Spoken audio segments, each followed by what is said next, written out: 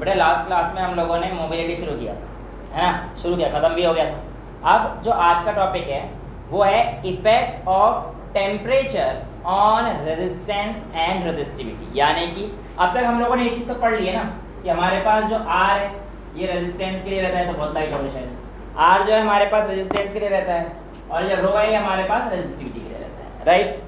अब आज हम लोग पढ़ने जा रहे हैं कि टेम्परेचर का रेजिस्टेंस और रेजिस्टिविटी पर क्या इफेक्ट पड़ेगा, और अगली क्लास में हम लोग रेजिस्टेंस को सीरीज़ में और पैरेलल में, आज शायद इंट्रोडक्शन भी हो जाए, कैसे कनेक्ट करेंगे ये सारी चीज़ें देखेंगे।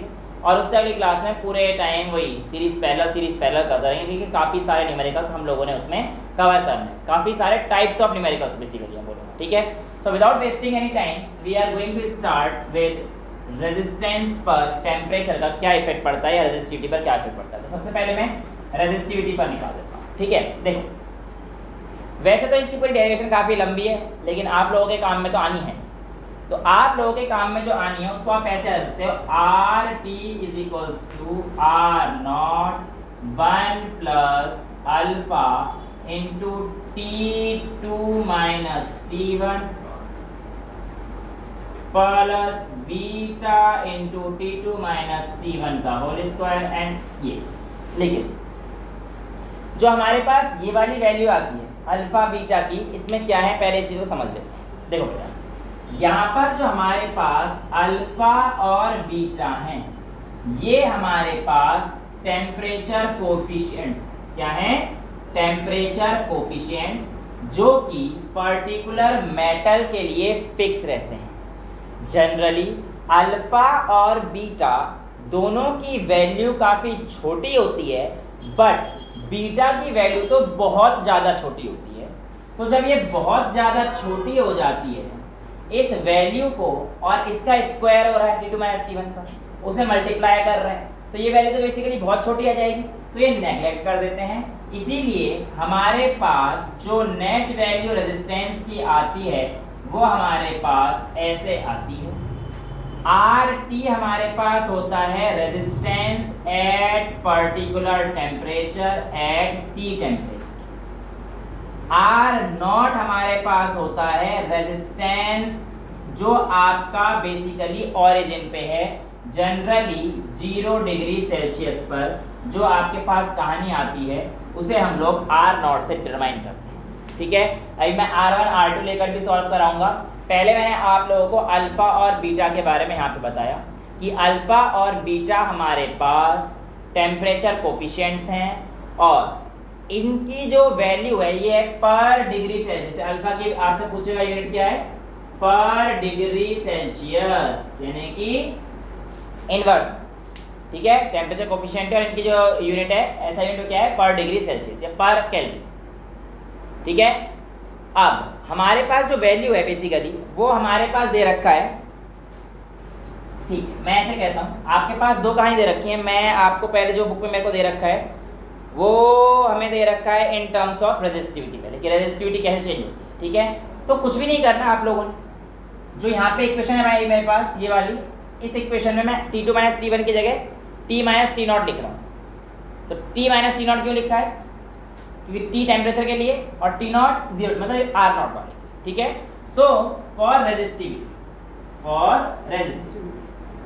रो टी, आर टी की जगह पर क्या आ जाएगा, rho t is equals to rho naught into 1 plus alpha T2 की जगह पर T और T1 की जगह पर T, राइट। इसको मल्टीप्लाई कर दीजिए अंदर, तो आपके पास आएगा rho t is equals to rho naught plus rho naught into alpha T minus T0। Clear, यहाँ तक किसी को कोई दिक्कत नहीं है। इस रो नॉट को इधर लेके आइए, तो आपके पास ये क्या आएगा, rho t minus rho naught is equals to rho naught alpha into T minus T0 बेटा, राइट। अब यहाँ से T माइनस अल्फा बेसिकली आपको कैलकुलेट करना था, आपको क्या कैलकुलेट करना था, अल्फा, ठीक है। अल्फा को हम लोग कोएफिशिएंट ऑफ थर्मल एक्सपेंशन ही बोलते हैं, ठीक है। सो जो हमारे पास ये वैल्यू है अल्फा की वो कितनी आ जाएगी, alpha is equals to rho t minus rho naught upon rho naught into T minus T0, right. Clear है, कोई दिक्कत तो नहीं है। Rho t minus rho naught को मैं क्या लिख सकता हूँ, डेल्टा रो, जो भी वैल्यू आएगी तो आप इसे ऐसे लिख सकते हो, delta rho by rho naught into delta t. ये आपके पास अल्फा की वैल्यू आ जाती है, जिस तरीके से आप रेजिस्टिविटी की टर्म्स में इस तरीके से निकाला जा सकता है। यहाँ तक किसी को कोई दिक्कत नहीं। अब सुनो, रेजिस्टिविटी या रेजिस्टेंस जो हमारे पास अलग अलग मटेरियल हैं उनके साथ अलग अलग तरीके से वेरी करती है, और उनका ग्राफ हम लोग अब कुछ देर में आगे देखेंगे, क्योंकि उससे पहले अभी मुझे रेजिस्टेंस के साथ ये कैसे वेरी करता है ये भी चेक करना है। मैं अभी ग्राफ बना दूंगा, बाद में भी सेम ही ग्राफ बनना है, तो इसलिए मैं पहले आपको रेजिस्टिविटी करा दी। यहाँ तक किसी बच्चे को कोई डाउट है? नहीं है। अब मैं आप लोगों का करा देता हूँ, रेजिस्टेंस का ग्राफ करा देता हूँ, और जो रेजिस्टेंस का ग्राफ है उसको कराने के बाद फिर मैं आप रेजिस्टेंस की डेराइव करा देता हूँ फॉर्मूले, और उसके बाद मैं आपको ग्राफ करा दूँ। ठीक है, ये हमारा अभी का प्लानर है, इसे उड़ा दूँ। अब मेरे पास जो अगला टॉपिक है वो है कि रेजिस्टेंस पर क्या फर्क पड़ता है। ये किसका फर्क था, रेजिस्टिविटी का, रो पे क्या फर्क पड़ा हमने ये देखा। अब मेरे को अगला देखना है कि मेरे पास किस पे फर्क पड़ेगा, रेजिस्टेंस पर क्या फर्क पड़ेगा। और रेजिस्टेंस के लिए जो मेरे पास बुक रखे शायद T1 और T2 ले रखा है, तो यस T1 और T2 ले लेंगे, यानी कि हम लोग R1 और R2 लेके सॉल्व करते हैं। ठीक है, ठीक है, ठीक है। R1 यहाँ लिखा है R0 1 plus alpha times T1, चलेगा भाई। R equals to R0 1 plus alpha t, ये बताया था। इन्होंने क्या करा है, R1 ले लिया और टेम्परेचर T1 ले लिया, तो बड़ा अंतर थोड़ी है, वो तो वैल्यू चेंज करिए, तो बड़ी चीज थोड़ी है। तो ऐसे ही R2 डाल दिए, R2 is equals to R0 1 plus alpha times T2 हो जाए, राइट। इसमें कोई दिक्कत नहीं है। अब एक काम करो, डिवाइड 2/1, डिवाइड 2/1। तो जब आप 2/1 को डिवाइड कर देंगे तो R2/R1 कितना हो जाएगा, रो नॉट नहीं R0 1 plus alpha times T2 upon ये वाली वैल्यू बेटा R0 1 plus alpha times T1 हो जाएगा बच्चा। किसी को डाउट है, क्लियर है? R0 से R0 तो उड़ ही जाएगा। अब इसको ऊपर ले जाता हूँ तो ये इसकी पावर -1 आ जाएगा, तो मैं लिख सकता हूँ R2/R1 is equals to 1 plus alpha into T2 upon 1 plus alpha into T1 की पावर -1। क्लियर है? यहाँ तो कोई दिक्कत नहीं है बेटा किसी को।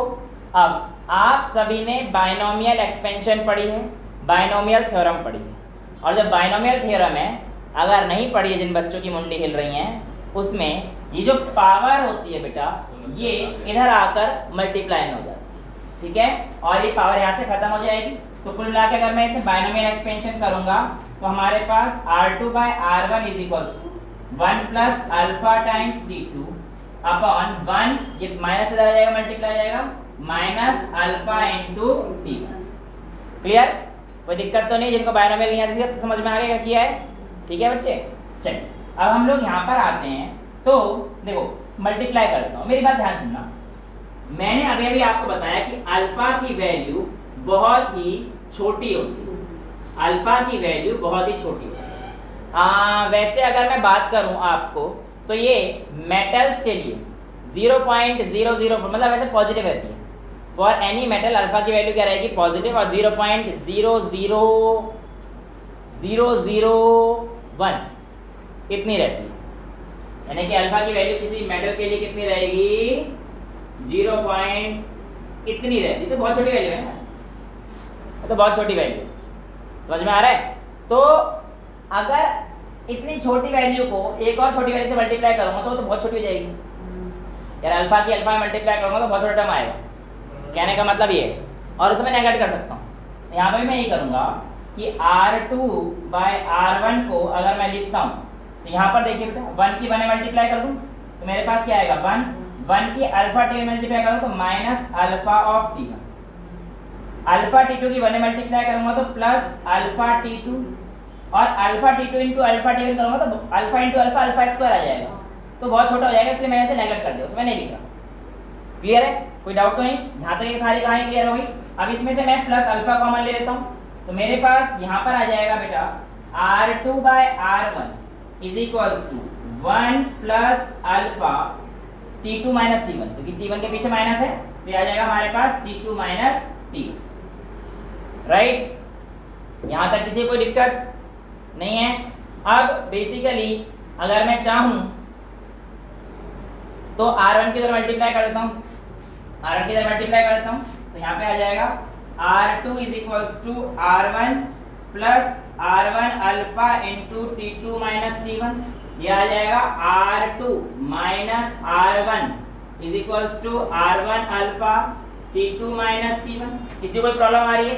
नॉर्मल मैथमेटिक्स चल रही है। तो R2 minus R1 upon R1 into T2 minus T1, ये भैया दूसरी तरीके से निकालने के लिए अल्फा की वैल्यू आ गई अगर आपको रेजिस्टेंस दे रखा है तो।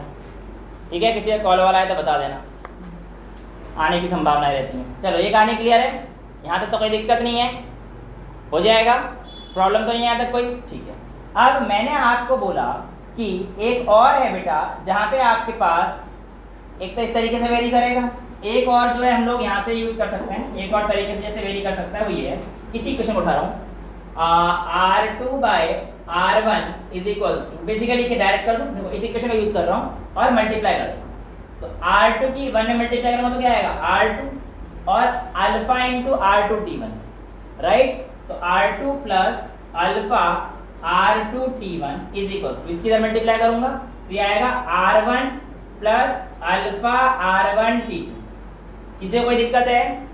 R1 इधर लेके जाओ, बेसिकली मुझे R2 माइनस अल्फा की वैल्यू निकालनी होती है हर बार, तो बस वो देख लेना कि आप किस तरीके से निकालेंगे। यहाँ पे आ जाएगा R2 minus R1 is equals to alpha R1 T2 minus alpha R2 T1, right.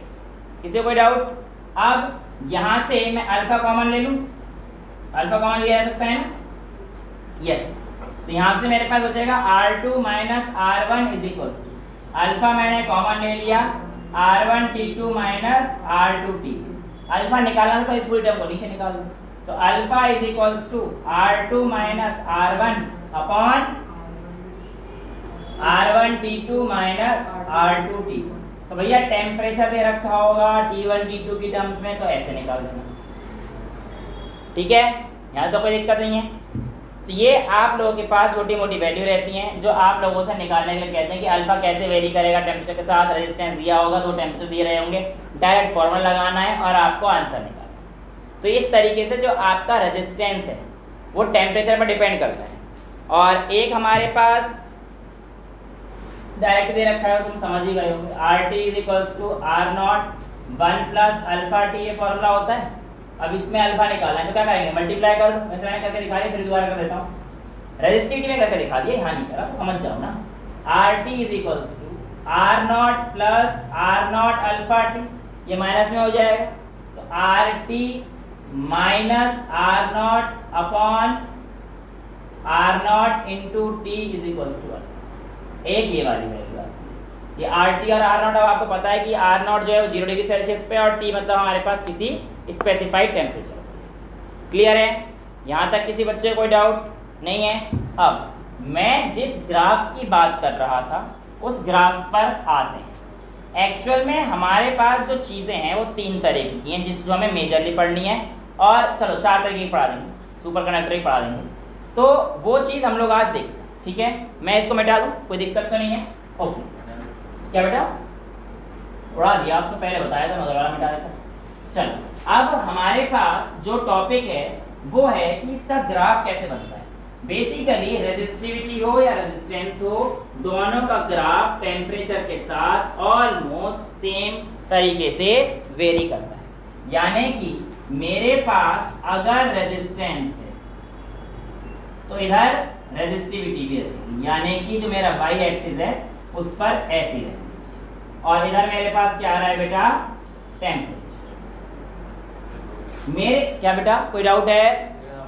टेढ़ा बन रहा है ये, अब ठीक है, खुश रहो, खुश रहो, आबाद रहो। वैसे अब भी टेढ़ा लग रहा है, मैं तो यूँ हो गया, पर कोई बात नहीं, अब तुम्हें पता ही है, सीधा तो बनने से रहा। चलो कोई बात नहीं। अब देखो बेटा, रेजिस्टेंस और रेजिस्टिविटी, राइट। देखो एक्चुअल में जो हमारे पास मेटल्स होते हैं, मेटल के केस में हमारे पास जो प्योर मेटल होंगे उनमें क्या होगा, मैं टेम्परेचर बढ़ाऊंगा, पार्टिकल के पास काइनेटिक एनर्जी आ जाएगी। पार्टिकल के पास जब काइनेटिक एनर्जी आ जाएगी तो उनके अंदर जो उछलने की टेंडेंसी है वो जल्दी हो जाएंगे, ज़्यादा हो जाएंगे। जितना ज़्यादा उछलेंगे उतना ज़्यादा एक दूसरे से कॉलिजन होगा, और जितना ज़्यादा कॉलिजन होगा उतना रेजिस्टेंस बढ़ जाएगा। यानी कि मेटल के अंदर टेम्परेचर बढ़ाने की वजह से रेजिस्टेंस बढ़ जाता है। और इसका कोई और स्पेसिफिक रीज़न पूछे तो आप कहना कि सर जब वो टकरा रहे थे एक दूसरे से, तो उस समय पर हमारे पास रिलैक्सेशन टाइम कम हो गया, यानी कि टॉ कम हो गया। और रिलैक्सेशन टाइम कम हो गया तो हमने देखा था रेजिस्टिविटी रिलैक्सेशन टाइम के इनवर्सली प्रोपोर्शनल है, राइट, m/n² टॉ। तो जो हमारे पास रिलैक्सेशन टाइम कम होगा तो रेजिस्टिविटी क्या हो जाएगी, बढ़ जाएगी, या रेजिस्टेंस क्या हो जाएगा, बढ़ जाएगा। यानी कि अगर मेरे पास कंडक्टर है तो उसका ग्राफ कुछ इस तरीके से जाएगा, राइट, क्लियर है। नेक्स्ट है जो मेरे पास कुछ एलॉयज होते हैं, एलॉय के लिए जो आपके अल्फा होते हैं वो काफ़ी ज़्यादा होते हैं। क्या बोला बेटा मैंने, एलॉय के लिए अल्फा काफ़ी हाई पाया जाता है।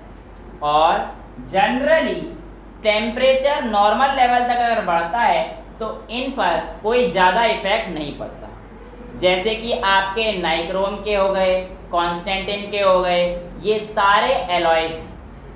और एलॉय के अल्फा इतने हाई होते हैं कि 0.04 तक रहती है अल्फा की वैल्यू। हमने मेटल का देखा 0.0001, और एलॉय जो है उसकी अल्फा की वैल्यू कितनी, 0.04। तो बेसिकली इसका टेम्परेचर कोफिशिएंट काफ़ी हाई है, और टेम्परेचर कोफिशिएंट हाई होने की वजह से बेटा इसमें टेम्परेचर इंक्रीज करने पर बहुत ज़्यादा चेंज नहीं आता, इनकी रेजिस्टेंस और रेजिस्टिविटी में। तो इनका ग्राफ कुछ इस तरीके से है।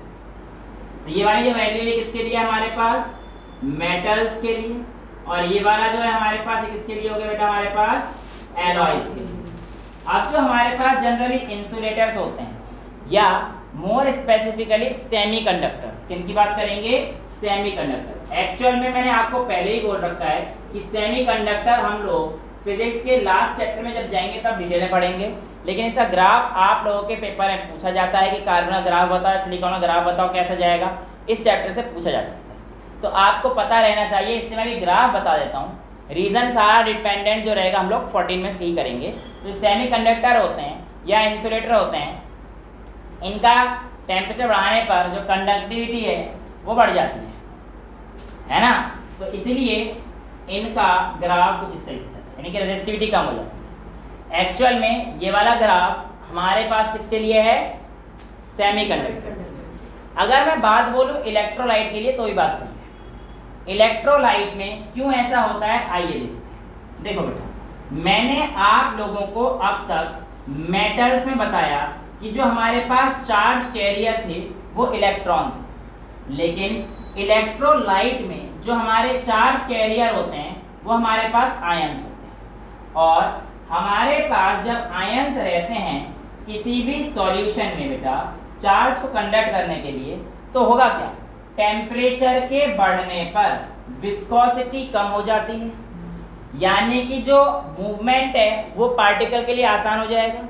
तो जो आयंस हैं, जो छोटे छोटे आयंस हैं, इनकी आयोनिक मोबिलिटी बढ़ जाएगी, और आयनिक मोबिलिटी बढ़ने की वजह से वो करंट ज़्यादा आसानी से और अच्छे से कंडक्ट कर सकते हैं। इसीलिए टेम्परेचर बढ़ाने पर इलेक्ट्रोलाइट की कंडक्टिविटी क्या हो जाती है, बढ़ जाती है। यहाँ तक चीज़ें क्लियर हैं। तो ये जो ग्राफ हैं आप लोगों को शायद अब सारे समझ में आ गए, राइट, ये सारी चीज़ें क्लियर हैं। तो इसके बाद जो हमारे पास टॉपिक आता है बेटा वो आता है लिमिटेशंस ऑफ ओम्स लॉ। क्या आता है बच्चा, लिमिटेशंस ऑफ ओम्स लॉ, यानी कि ओम्स लॉ की लिमिटेशन क्या क्या थी और ओम्स साहब कहाँ पर गए। देखो बेटा, वैसे तो जो मिस्टर ओम साहब हैं अगर उनकी बात करते हैं तो उनके हिसाब से V और I का जो ग्राफ है वो एक स्ट्रेट लाइन होना चाहिए, और ऐसे conductor passing through origin, passing through origin, अभी मैं ये भी समझाऊंगा तुम्हें। और ऐसे कंडक्टर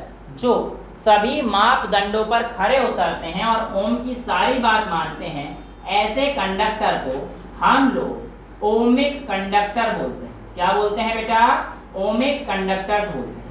अब मैं आप लोगों से कहना चाहता हूं कि सभी के सभी जो कंडक्टर हैं वो ओम साहब की बात को नहीं सुनते हैं, और ऐसे कंडक्टर जो ओम्स लॉ की बात को ना सुने, over the entire range of concentration, over the entire range of condition, concentration तो केमिस्ट्री आ जाती है, तो ओवर द एंटायर रेंज ऐसी बातों को, ओम्स की बातों को ना माने, उन कंडक्टर को हम लोग कहते हैं नॉन ओमिक कंडक्टर। क्या कहते हैं बेटा? Non ohmic conductor. अभी नॉन ओमिक कंडक्टर कैसे काम करेंगे? देखो, एक्चुअल में तो जो ओमिक कंडक्टर है उसका ग्राफ ये होता है जिसमें बी और आई का स्ट्रेट रहता है पासिंग थ्रू ओरिजिन, लेकिन नॉन ओमिक ग्राफ का कुछ ऐसे जा सकते हैं जैसे कि ये। अब जाना चाहिए था बेटा बेसिकली ऐसे, लेकिन ये तो भाई शिफ्ट हो गया ना। अब ऐसा क्यों? एक्चुअल में टेम्परेचर बढ़ने के बाद जैसे जैसे हम लोग स्लाइटली टेम्परेचर बढ़ाते हैं मेटल का, तो हमने देखा डेविएट कर जाते हैं अपने पाथ से। तो टेम्परेचर बढ़ने पर रेजिस्टेंस ज़्यादा आ जाता है, और रेजिस्टेंस ज़्यादा आने की वजह से करंट उस तरीके से फ्लो नहीं कर पाता, नहीं करंट लीनियरली जिस तरीके से चल रहा था उस तरीके से फॉलो नहीं कर पाता। तो at high temperature the metals do not obey Ohm's law and they comes under the category of non ohmic conductor. ठीक है। अगर हम लोग बात करेंगे पर्टिकुलर किसी आयनिक सॉल्यूशन की, तो आयनिक सॉल्यूशन वाले तो ओबे करते हैं, तो उसका ग्राफ बेसिकली कुछ इस तरीके से जाता है। ठीक है। तो ये वाला जैसे कॉपर सल्फेट का सॉल्यूशन है, आयनिक हो गया ना, Cu2+ और SO4 के आयन छूटेंगे, तो उसका ग्राफ ऐसा ही बनेगा, नॉर्मल भी एक कर्व ये बनेगा। लेकिन जो नॉन ओमिक कंडक्टर है उसके ऐसे हैं। और सिर्फ एक यही चीज़ है जो नॉन ओमिक को बताता है, एक सिर्फ यही इकलौता ग्राफ नहीं है जो हमें ये बताता है कि जो ओम्स का नियम है वो हर जगह सही नहीं है, और भी ग्राफ है, उसके बारे में भी हम लोग जान लेते हैं। जैसे कि अगला जो ग्राफ है वो है वाटर और वाटर वोल्टमीटर का ग्राफ। किसका ग्राफ है? Water voltameter. वाटर वोल्टामीटर का ग्राफ कैसा होता है? तो कुछ इस तरीके से समझेंगे कि इसमें V और I तो आता है, लेकिन स्ट्रेट लाइन भी आता है, लेकिन प्रॉब्लम क्या है कि वो ऑरिजिन से पास नहीं होता बेटा। एक्चुअल में ये ऑरिजिन से पास क्यों नहीं हो पाता बेटा? यहाँ पर हमारे पास एक फेनोमेना होती है बैक ईएमएफ। बैक ईएमएफ क्या होता है? देखो, हमारे पास जो वाटर वोल्टामीटर होता है उसमें जो हाइड्रोजन है वो कैथोड पे जम जाता है, ठीक है, और ऑक्सीजन जाके एनोड पे जम जाता है, जिसकी वजह से एक पोटेंशियल डिफरेंस वो आपस में जनरेट कर लेते हैं। इलेक्ट्रोकेमिस्ट्री में ऐसी चीज़ तो हमने पढ़ी है भी, कोई भी चीज़ रिएक्शन एक कैथोड पे हो रही है, एक एनोड पे हो रही है, तो पोटेंशियल डिफरेंस सेटअप हो जाएगा। तो पोटेंशियल डिफरेंस सेटअप होने की वजह से इस वाटर वोल्टमीटर में जब तक आप, जहाँ तक मुझे याद है 1.67 वोल्ट की वैल्यू होती है, चेक कर लेंगे, इससे नीचे का अगर पोटेंशियल डिफरेंस दोगे तो आपको इंक्रीज आई होता वो कभी नहीं दिखेगा। यानी कि V directly proportional to I जो ओम्स लॉ है आप लोगों के हिसाब से, ठीक है, तो वो हमारे पास 1.67 वोल्ट तक जब तक आप पोटेंशियल डिफरेंस लेंगे तब तक वो ग्राफ आएगा ही नहीं। यानी कि ये वाला जो ग्राफ है, ये जो इसका बैक ईएमएफ आ रहा है, ये वाला जोन, ये 1.67 वोल्ट से ऊपर जाओगे तब आपको ये वाला ग्राफ मिलेगा। उससे पहले तो ये आपको बैक ईएमएफ को इतना पोटेंशियल देना पड़ेगा, तब जाके वो अपना काम शुरू करेगा। यानी कि ये ग्राफ भी हमारे ओम्स लॉ के हिसाब से नहीं बनता है। राइट, यहाँ तक चीज़ें क्लियर है। एक और चीज़ हमारे पास आती है, हम लोग बोलते हैं डायोड। क्या बोलते हैं? डायोड। डायोड बेटा अगेन वही सेमीकंडक्टर में हम लोग पढ़ेंगे। सेमीकंडक्टर बहुत डिटेल में पढ़ेंगे, टेंशन ना लो, है ना, लेकिन अगेन समझाना तो पड़ेगा क्योंकि इसका ग्राफ आप लोगों के पेपर में आ जाता है। तो ये डायोड का ग्राफ है, अगर आप ध्यान से देख पाएंगे, देखो ऐसे हो, ये तो कहीं से ओम्स लॉ को भी नहीं करता। V और I का कर्व है, V और I का कर्व है। अब यहाँ पे एवलान के ब्रेकडाउन होता है, जीना डायोड, वो सारी चीज़ें हम लोग किससे पढ़ेंगे? सेमीकंडक्टर। क्योंकि अभी मेरे को डायोड पढ़ाने के लिए, क्योंकि ग्राफ ऐसा क्यों होता है, मैं आपको पहले तो इलेक्ट्रॉन पढ़ाऊँ, फिर होल्स पढ़ाऊँ, है ना, फिर majority charge carrier, minority charge carrier, फिर एन टाइप, पी टाइप, उसके बेसिस पर हमारे पास ये सारी चीज़ें आएंगी। तो अभी के लिए आपको याद रखना है कि जो हमारे पास डायोड हैं पीएन जंक्शन टाइप के PN diode, they do not obey Ohm's law. एक और चीज़ जो हमारे पास आती है वो हमारे पास है, चलो यहाँ बनाते हैं, थायरिस्टर्स। क्या है? थायरिस्टर्स। बेटा बेसिकली थायरिस्टर भी सेमीकंडक्टर के बने होते हैं और 3-4 कोटिंग और होती है इसको सेमीकंडक्टर। तो जो इनका कर्व आता है थायरिस्टर्स का वो तो बड़ा ही अजीब आता है।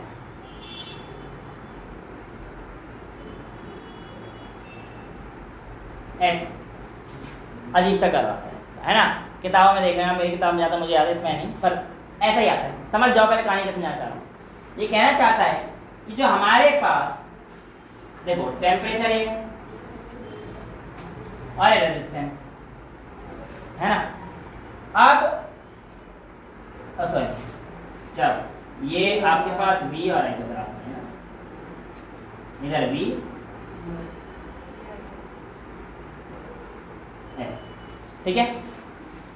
तो थायरिस्टर में क्या था कि जैसे जैसे करंट बढ़ रहा है, जैसे करंट बढ़ रहा है, तो आप देख रहे हो कि कई बार ऐसे भी आपको पॉइंट मिले जहां पर एक ही पॉइंट पे दो पोटेंशियल डिफरेंस, देखो ध्यान से, इस पॉइंट को पकड़ना और इस पॉइंट को पकड़ना।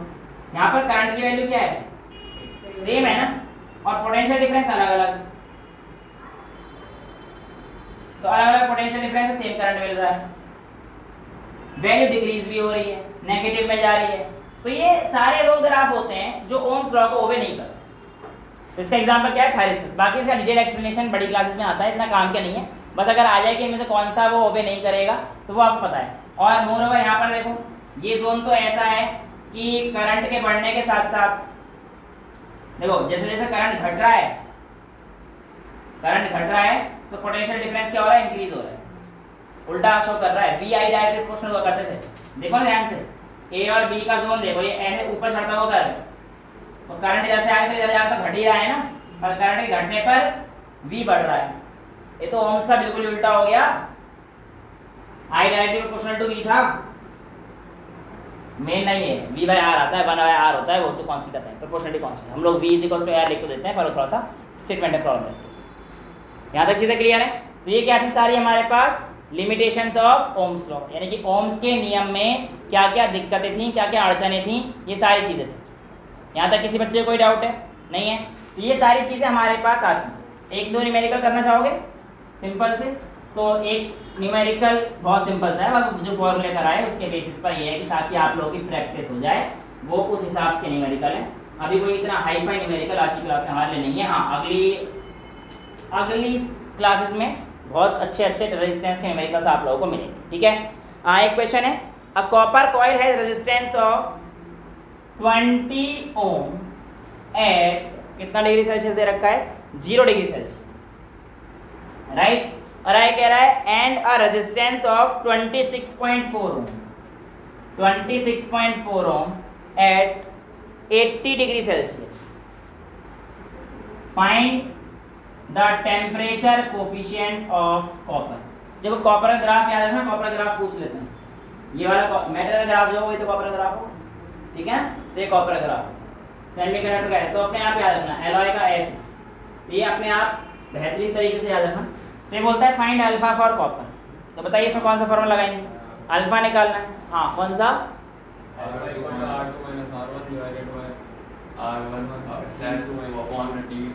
ठीक है, R T is equals to R naught 1 plus alpha T.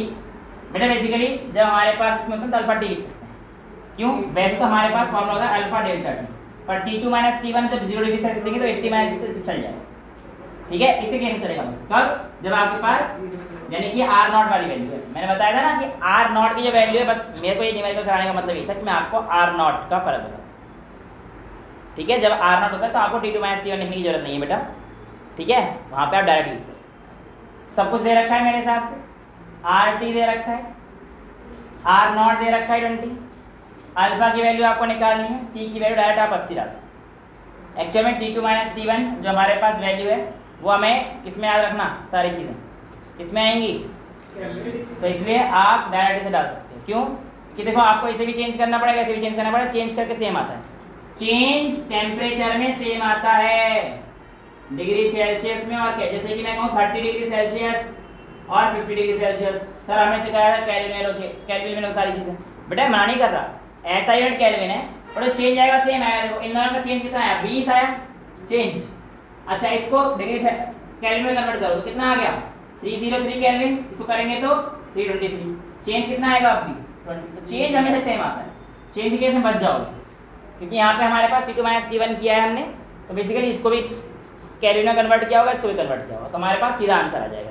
जो मैंने आंसर निकाल लिया उसकी वैल्यू आएगी 4 × 10⁻³ और यूनिट क्या है, पर डिग्री सेल्सियस। ठीक है, सो ये सारी चीज़ें हमारे पास नहीं, इसमें कोई दिक्कत तो नहीं है। तो अल्फा के वैसे बेसिकली यही होंगे, ज़्यादा से ज़्यादा क्वेश्चन कौन से होंगे, 2 दे रखे होंगे, इक्वेशन को डिवाइड करके अल्फा निकाल देना। भाई 2 इक्वेशन दे रखे होंगे उनको डिवाइड, जैसे मैंने तुम्हें डेरिवेशन सिखाई वैसे। इसके बहुत हार्ड क्वेश्चन नहीं पूछा था टेम्परेचर इंडिपेंडेंस में। ठीक है, तो अगली क्लास से हम लोग कुछ शुरू करेंगे, बट उसका बेसिक्स अभी कर लेते हैं, जो 10th का था बेसिकली, कि रेजिस्टेंस इन सीरीज और रेजिस्टेंस इन पैरेलल। ठीक है, वो अभी कर लेते हैं, और उसके बाद सीधा क्वेश्चन करेंगे कि मैं फिर अब वहाँ पे आपको बेसिक्स वो कराऊंगा कि भाई ये इंट्रोडक्शन 10 मिनट वहाँ पे वेस्ट करूँगा, तो उससे बेटर है अभी हम लोग जो 10th में डेरिवेशन थी एक बार रिकैप कर लेते हैं, और अगली क्लास जब से होगी तब से सीधा न्यूमेरिकल से स्टार्ट करेंगे। ठीक है, क्या पता है, सबको नहीं पता ना बेटा, हाँ सीरीज में भी बात, अब आपको पता है, सबको तो नहीं पता, बाकी और ही बच्चे बैठे हैं बेचारे, पूछो, उसे नहीं पता पूछो, पता है बेटा तेरे, तो उससे क्या मतलब, तो इससे क्या मतलब, नहीं पता ना, हाँ बस मुझे पता कराना तो मैं है ही, बोल दिया तो कराना है, कितनी बातें कर लो, चल नहीं तो मेरी है, कर लो क्या फायदा हो, 2 मिनट और बात कर लेंगे। चल अब हमारे पास जो अगला टॉपिक है वो है रेजिस्टेंस। देखो रेजिस्टेंस क्या होता है, सारी चीजें हमने कर ली है, अब हम लोग जानेंगे कि रेजिस्टेंस इन सीरीज और दूसरा पैरेलल। डेरिवेशन भी आती है, डेरिवेशन नहीं आती बेटा, उसमें तुम्हें करने के लिए दिखा रहा हूँ, 12th क्लास में और 10th में आती थी डेरिवेशन। ठीक है, तो ये है कि जब हम लोग कल करेंगे सीधा न्यूमेरिकल से शुरू करेंगे, अब मैं ये थोड़ी कराऊंगा कि बेटा रेजिस्टेंस, सीधा काम शुरू करेंगे। देखो बेटा सीरीज कॉम्बिनेशन का मतलब होता है जहां पर हमारे पास, ध्यान सुनना, मैं तुम्हें एक ऐसी ट्रिक बताऊंगा कि तुम लोग कभी कंफ्यूज नहीं। ये देखो ध्यान से, आप लोगों ने यहां से किसी भी जगह पर किसी भी सर्किट में आई करंट भेजा, क्या भेजा, आई करंट भेजा, तो अगर आप ध्यान से हो करंट कहीं पे डिवाइड ही नहीं हुआ, यहाँ पे भी आई करंट रहा, यहाँ पे भी आई करंट रहा, यहाँ पे भी आई करंट रहा, राइट। तो याद रखना जब भी हमारे पास सीरीज में सर्किट रहता है, जब भी हमारे पास सीरीज में सर्किट रहता है तो हमारे पास आई क्या रहता है बेटा, हमेशा सेम रहता है, यानी कि करंट सीरीज में हमेशा क्या रहेगा, सेम रहेगा। ठीक है, अब एक्चुअल में जब करंट सेम रहेगा तो लेट से आप लोगों ने 3 रेजिस्टेंस लिए, R1, R2 और R3, राइट, और आपने लेट से एक बैटरी लगा दी यहाँ पर जिसका पोटेंशियल डिफरेंस था V, इसका पोटेंशियल डिफरेंस क्या था, V। अब देखो अगर मैं इसके अक्रॉस बात करूंगा, जो V नेट आएगा वो हमारे पास डिफरेंट आएगा, देखो करंट सेम है बट V तो अलग अलग आएगा ना सब पॉइंट पे, तो ये क्या आएगा, V नेट जो आएगा आपके पास ये आएगा V1 + V2 + V3, V potential difference है, V क्या है हमारे पास, पोटेंशियल डिफरेंस। अब ये जो V1 आएगा, याद रखना V, I और R, अब दोनों पे R तो कांस्टेंट है, तो जितना R ज्यादा बढ़ेगा उससे हमारे पास R में I में भी चेंज आएगा और V में भी चेंज आएगा, तो V1 = V = IR, तो आप लिख सकते हो V net = I1 R1, जो इसमें गया होगा, इसमें जो आएगा वो क्या आएगा, I2 R2, और इसमें जो गया होगा क्या हो गया, I3 R3, and so on, चलती रहेगी कहानी। हाँ एग्जैक्टली, I पे 1 2 3 क्यों ले रहे हैं, मैं आगे आ रहा हूँ।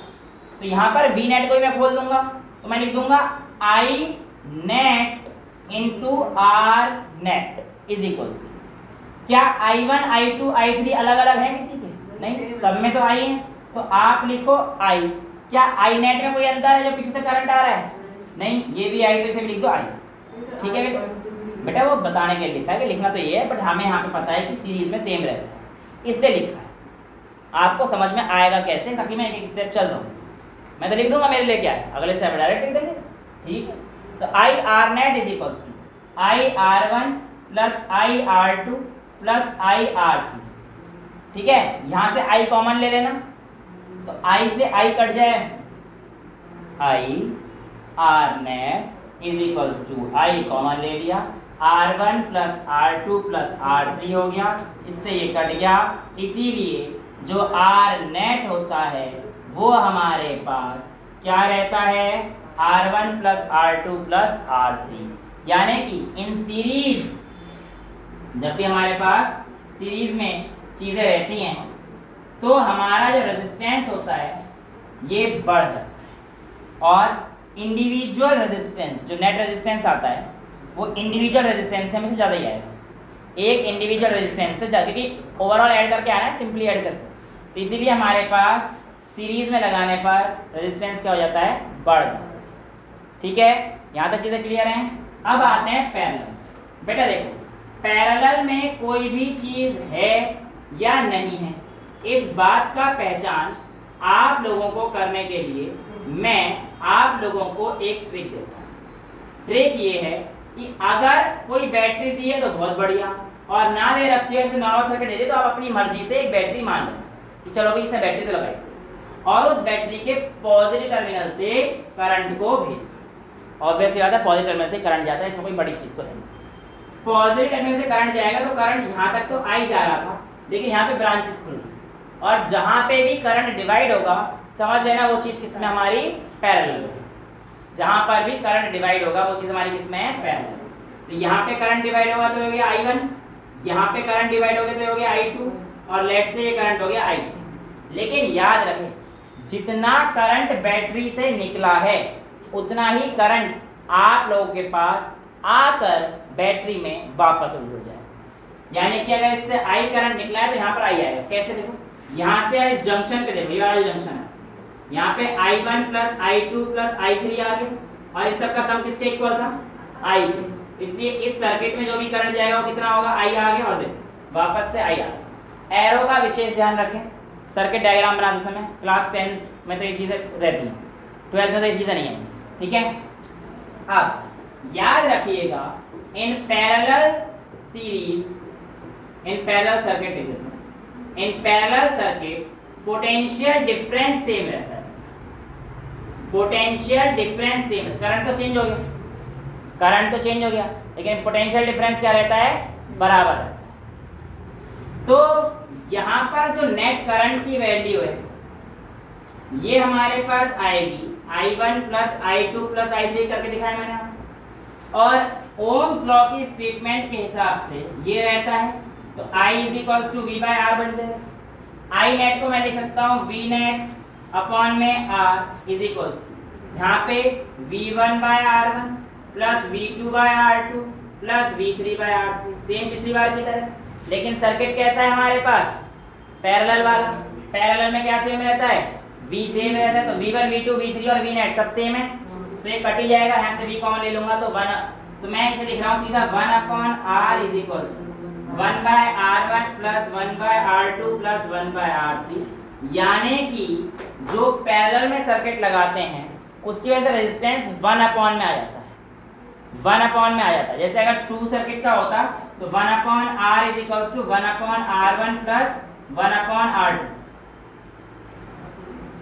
ठीक है, समझ में आया। और इसके एलसीएम लेंगे तो हमारे पास आ जाएगा R2 plus R1 upon R1 into R2, तो ये 1 अपॉन R की वैल्यू आती, तो ओवरऑल बनाए उल्टा कर देते, इसलिए 2 सर्किट का हमेशा याद रखना, R is equals to R1 into R2 upon R1। ये सिर्फ जब 2 आपको पैरेलल में दे रखे हो, 2 के लिए हम लोग सिंपल मल्टीप्लाई और ऐड कर सकते हैं, लेकिन अगर 3 4 5 दे रखे हैं तो इस तरीके से करना।